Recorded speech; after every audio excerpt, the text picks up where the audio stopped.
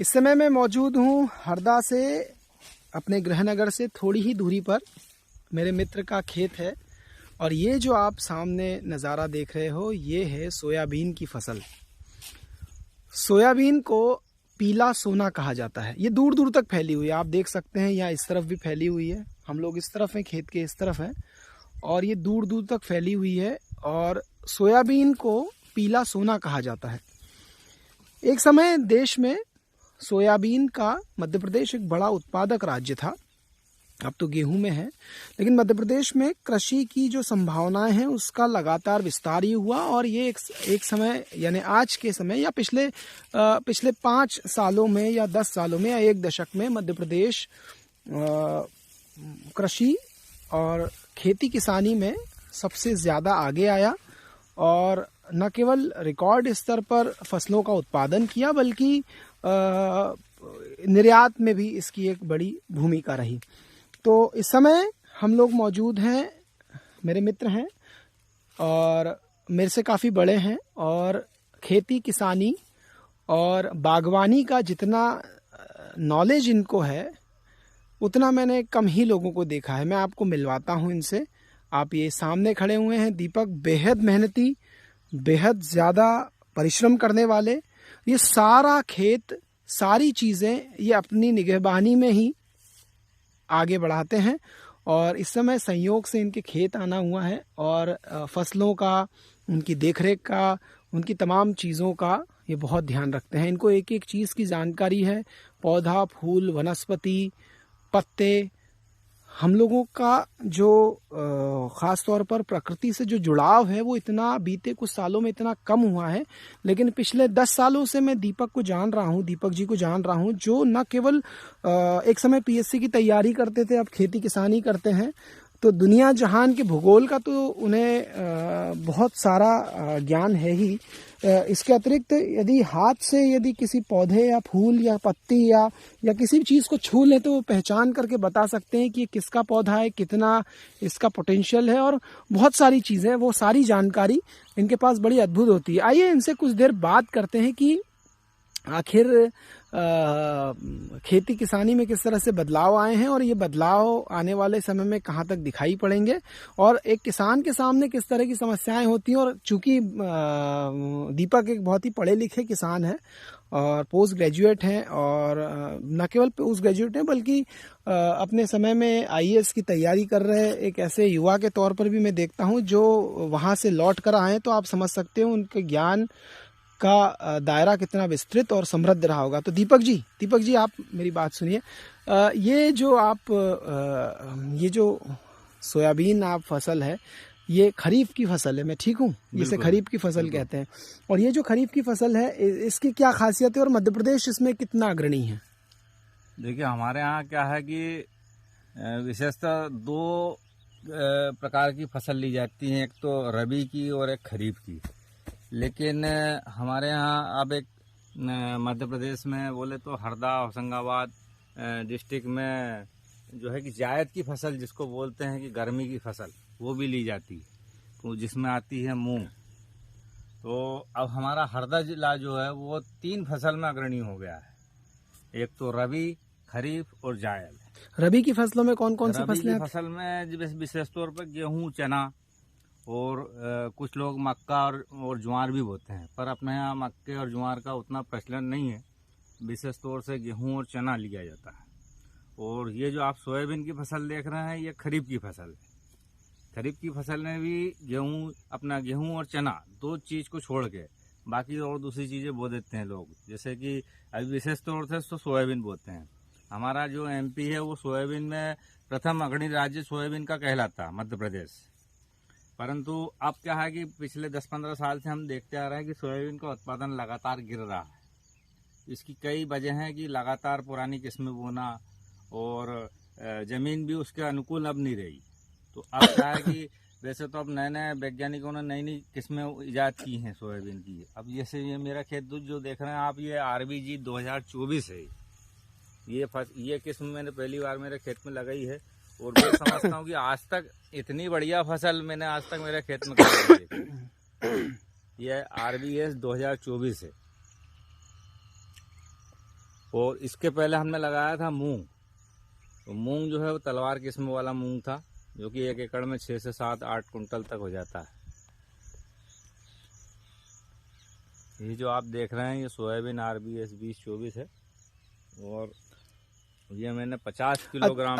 यदि एक सवाल पूछा जाए कि मध्य प्रदेश में कितना सोयाबीन होता है खरीफ के रूप में, मतलब 1 कुंटल के रूप में, अंदाजन मात्रा के रूप में, और कहाँ कहाँ सप्लाई होता है? चूंकि हमारे यहाँ जिले में एक सोयाबीन प्लांट भी था मेरे ख्याल से, और भी उसके बाय प्रोडक्ट से जुड़े फैक्ट्रीज और वो भी चीज़ें होंगी। सोयाबीन प्लांट तो विशेषता अभी जो पहले के हैं चल रहे हैं, कुछ एक बंद भी हुए हैं, क्यों, परंतु सोयाबीन का रुझान अभी कम नहीं हुआ है। कारण क्या है कि सोयाबीन का और कोई विकल्प है भी नहीं बरसात में, क्योंकि इसके बराबर कोई फसल बरसात में उतना उत्पादन दे भी नहीं पाती है। इसका क्या क्विंटल रेट चलता है बाजार में? कुंटल रेट तो मतलब मार्केट में जिस समय अपन बोनी बिजाई के लिए लेने आते हैं, ये तो समझिए 10,000 रुपये कुंटल का बीज है ये। परंतु ये अपन जब बेचने जाएंगे मार्केट में, जिस समय ये निकलेगी, उस समय इसका प्रोडक्शन वैल्यू जो है 6,000 से 6,500, 5,000, 5,500, 6,000 समथिंग में जाता है। तो ये कितने बोरे की फसल है अभी इस समय? ये 1 एकड़ में लगभग यदि होती है ठीक से तो 7-8 कुंटल तक एवरेज दे जाती है। तो ये, परंतु अब ये नई फसलें हैं, अब इनका तो बता रहे हैं कि 9-9, 10-10 कुंटल प्रति एकड़ के हिसाब से उत्पादन होता है, यदि ठीक से देख रेख हो जाए तो इस समय ये जो जानकारी है ये मेरे लिए भी नहीं है, और चूंकि मेरा पृष्ठभूमि खेती किसानी की नहीं रही है, और चूंकि वो नहीं रही है, इसलिए मेरे लिए भी बहुत सारी चीज़ों को जानती एक जिज्ञासा आज भी बनी हुई है। बहरहाल ये आप देख सकते हैं नज़ारा, बहुत ही सुंदर पक्षी हैं, ऐसे पक्षी जो देखे नहीं, बहुत ही उन्मुक्त, स्वच्छंद, अपने में रमे हुए और अटकेलियाँ करते हुए। आवाज़ भी आप आसपास सुन सकते हो, बहुत ही मधुर सुरम्य आवाज़ है जो भीतर तक आदमी को, या भीतर तक आपको शांति देती है। यहाँ हमने लाल तुअर भी लगाई है इसमें।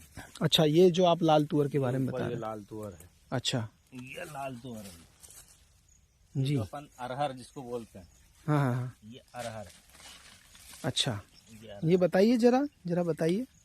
ये अरहर का पौधा है। अभी इसमें यहाँ पर अपना खरपतवार उगा है, तो ये खरपतवारों का नियंत्रण करना पड़ेगा अपने को।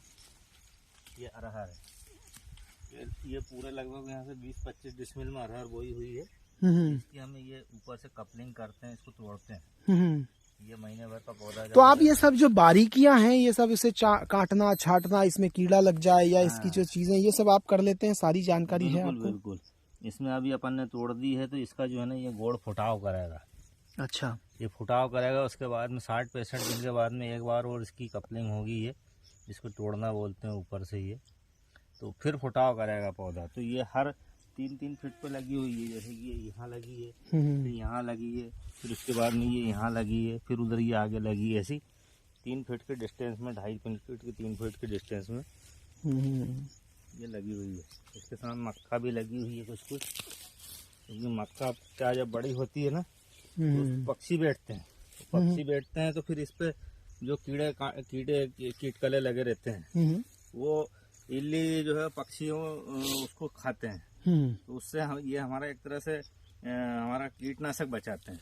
अच्छा, ये पूरा पारिस्थितिक तंत्र काम करता है पूरा। हाँ। देखिए आप, प्रकृति कितनी अलग तरह से काम करती है। किसी भी फसल का जो चक्र है वो केवल फसल का चक्र नहीं है, बल्कि उसके आसपास का पूरा पारिस्थितिक तंत्र और उसके आसपास का पूरा पर्यावरण कैसे प्रभावित होता है, जैसे एक चक्र चलता होगा। मुझे लगता है कि मेरे अंदर एक जिज्ञासा हुई कि कोई भी फसल आती है तो उस फसल के आने से पहले जो पूरी प्रक्रिया, प्राकृतिक प्रक्रिया होती है, ये जो रासायनिक प्रक्रिया होती है, वो भी आसपास के पौधे, आसपास के पशु पक्षियों में भी एक तरह का परिवर्तन लाती होगी, क्यों? जी बिल्कुल। अब जैसे ये हमने सागवान के पौधे लगाए हैं, ये सागवान के पौधे 5-5, 6-6 साल के हो गए, इनकी लेंथ कम से कम 20 से 22 फीट, 25 फीट तक हो गई है ये। अच्छा, और ये ऐसे 20 साल बाद में एक पौधा लगभग 1 लाख रुपए का तैयार होगा। अच्छा, अरे वाह। ये 20 साल की किसान की एफडी है। आप देख, सुरक्षित रहा ये पौधा, तो ये आपकी इसकी लेंथ देख लो, 5 साल में इतना मोटा हो गया है ये।